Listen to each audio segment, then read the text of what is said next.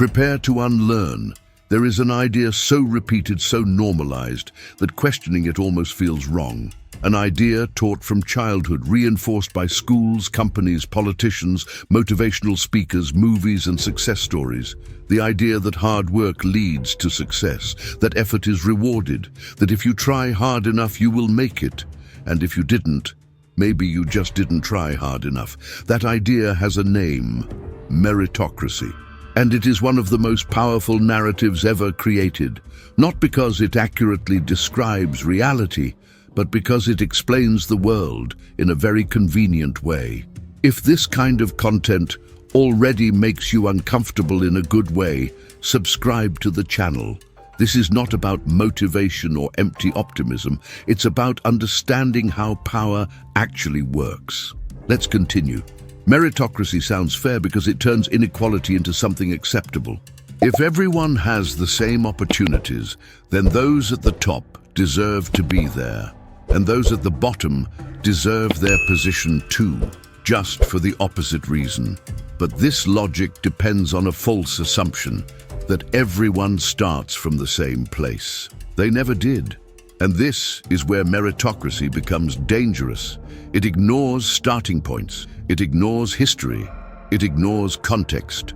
It looks only at outcomes and builds a moral story around them. You succeeded? Congratulations. You earned it. You failed? That's on you. The system disappears. The rules become invisible. Power remains untouched. And this is not accidental. Meritocracy is rarely used to explain why someone was born wealthy. It is used to explain why millions are born poor and die poor. It never questions inheritance, accumulated capital, or access to networks of influence. It questions individual behavior. You didn't work hard enough, you didn't sacrifice enough, you weren't disciplined enough. The focus is always personal, never structural. And this is where history matters. Meritocracy did not emerge in equal societies. It appears only after massive inequalities are already in place. After centuries of colonization, slavery, extraction, and violent accumulation of wealth. First, some nations became rich. Then they explained that wealth as merit. That changes everything. Because when a country that accumulated power by exploiting others claims that anyone can succeed, it is erasing its own past. It is pretending the playing field was always fair. The race never started at the same time. Some countries began with factories, capital, technology, armies, and stable institutions. Others began with debt, dependency, artificial borders, and elites designed to serve foreign interests. And yet, the message is the same: work harder. This is not ignorance. It is strategy. If this perspective is resonating with you, leave a like. Not as agreement, but as support for deeper conversations that rarely happen when we talk about success and failure. Meritocracy works extremely well as a political narrative because it shifts responsibility. Instead of asking why the system produces inequality, it asks why the individual failed. Instead of discussing structure, it focuses on behavior. Unemployment becomes a lack of skills. Poverty becomes poor planning. Inequality becomes a difference in talent. And while everyone looks inward for blame, no one looks at the rules of the game. That is how the system sustains itself. And here is a crucial point. Meritocracy does not deny effort. It absorbs it. It acknowledges that people work hard and still uses that against them. Because if effort alone determined outcomes, the poorest would be the richest. No one works harder than those struggling to survive. Long hours, physical exhaustion, constant stress. And yet social mobility remains low. Most people die in the same social class they were born into. That is not ideology. That is data. Still, the narrative persists because it is useful. Useful to justify obscene salaries at the top. Useful to normalize misery at the bottom. Useful to avoid serious debates about redistribution, power, and history. And this is where geopolitics enters the picture. Meritocracy does not operate only within countries. It structures how countries see each other. Wealthy nations tell poorer ones, "You are poor because you didn't work hard enough," ignoring centuries of colonization, political interference, imposed debt, and economic dependency. The global system is never blamed. The international order is never questioned. Responsibility is always localized. Poverty becomes a moral failure, and that is incredibly convenient. Once you see this, it becomes clear that meritocracy is not just an abstract idea. It is a central mechanism of the global economic system. It shapes public policy, justifies social cuts, influences labor laws, and quietly teaches people how to judge themselves. Because when success is framed as pure merit, any attempt at redistribution looks unfair. Social programs become handouts, worker protections become privileges, structural reform becomes interference. The question stops being, "Why are so many people falling behind?"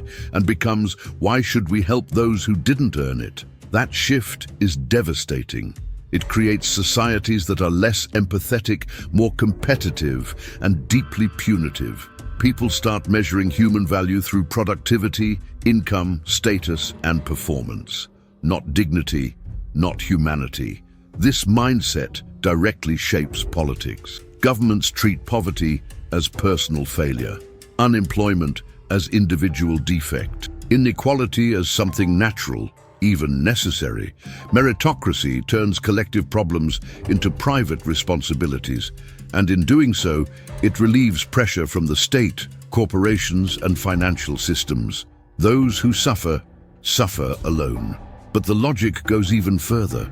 On a global level, meritocracy functions as a sophisticated narrative of domination. Wealthy nations defend free markets only after decades of protectionism. They preach austerity after growing rich through massive public spending. They demand openness only after securing their own advantage. When developing countries attempt similar strategies, they are labeled inefficient, corrupt, or irresponsible. The rules change depending on who is playing, and still the story remains. The market rewards the best. But best for whom? By whose standards? Under what historical conditions? Almost no one talks about how international financial institutions impose social cuts in exchange for loans, how debt traps block internal development, how capital flows consistently favor the same economic centers. None of this fits into the meritocratic story, because if it did, the myth would collapse. If this is helping you see reality more clearly, subscribe to the channel now. Content like this grows only when people actively support critical thinking over comforting narratives. Let's continue. Meritocracy also shapes individual psychology in powerful ways. People internalize failure. They feel ashamed of not making it. They overwork, they self-blame, they constantly compare themselves to others. They do not question the system, they question themselves. This leads to anxiety, burnout, depression, and chronic exhaustion. A constant sense of inadequacy. Because if everyone else is winning, the problem must be you. But that perception is false. The game was never designed for everyone to win. If everyone succeeded, the system would collapse. Someone has to do the low-paid work. Someone has to accept precarious conditions. Someone has to lose. Meritocracy explains why this is acceptable. It creates a moral hierarchy based on economic performance. Those who earn more are seen as more deserving. Those who earn less as less worthy. And that justifies everything, from obscene wealth at the top to extreme poverty at the bottom. Now notice something crucial. Whenever a major crisis hits, financial, economic, or systemic, meritocracy temporarily disappears. Corporations ask for government bailouts, banks are rescued, markets are stabilized by public money. Suddenly, individual merit is not enough. The market is no longer free, risk is no longer personal, losses are socialized. And when the crisis passes, meritocracy returns. This reveals the truth. Meritocracy is not a moral principle. It is a narrative tool, used when convenient, abandoned when it threatens those at the top, And yet, it continues to be defended, often by those most harmed by it, because it sells hope. The promise that, if you just work a little harder, you'll make it. Even when evidence shows most people won't. Not because they didn't try, but because the system limits how many can rise. That promise keeps people productive, obedient, and self-blaming. And here is the most uncomfortable truth of all. Meritocracy doesn't need to be completely false to work. It only needs to be partially true. Some people do rise, some success stories exist, and those stories are amplified endlessly. They become proof that it's possible, even when they are statistical exceptions. These cases are used to silence millions of unseen failures, because if one person made it, everyone could. Or so the story goes, and that is how the myth survives. At this point, a familiar objection usually appears. So are you saying effort doesn't matter? It does, but not in the way you were taught. Questioning meritocracy is not defending laziness, mediocrity, or lack of responsibility. It is rejecting a comforting lie that turns structural injustice into individual moral failure.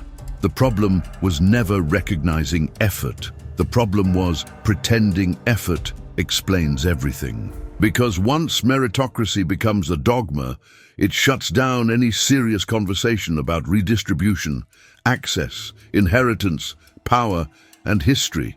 Any critique is dismissed as envy. Any reform is labeled victimhood. Any correction becomes market distortion. And so nothing changes. The myth of meritocracy creates a world where extreme inequality feels normal, where billionaires are treated as moral geniuses and the poor as personal failures, where success becomes virtue and poverty becomes guilt. And this logic goes far beyond economics. It shapes culture, it shapes psychology, it shapes politics. It influences how we vote, how we judge public policy, how we see others, and how we see ourselves. Meritocracy builds competitive, fragmented, isolated societies. Everyone fights for themselves, convinced that someone else's failure proves their own superiority. Meanwhile, those who truly hold power remain invisible, protected by a narrative that sounds fair but functions as armor. On a global scale, the same logic applies. Poor countries are framed as incompetent, rich countries as virtuous. History is erased. Colonialism becomes a footnote. Exploitation becomes an inconvenience. Everything is reduced to who earned their position. But the real world doesn't work that way. It works through accumulated advantages, through inherited structures, through rules written by those who won long ago. Ignoring that reality does not make the system fairer, it only makes it harsher. If you've made it this far, leave a like right now. Not as applause, but as a signal that critical thinking still matters in a landscape dominated by motivational slogans and simplified answers. Because questioning meritocracy is not rejecting effort. It is refusing to confuse effort with justice. It is understanding that working hard inside an unfair system does not guarantee fair outcomes. It only guarantees that the system keeps running. And this may be the real reason meritocracy is defended so fiercely. If the myth collapses, responsibility shifts.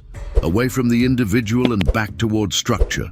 Away from personal guilt and toward collective debate. And collective debate leads to change. Real change is never comfortable, never simple, never neutral.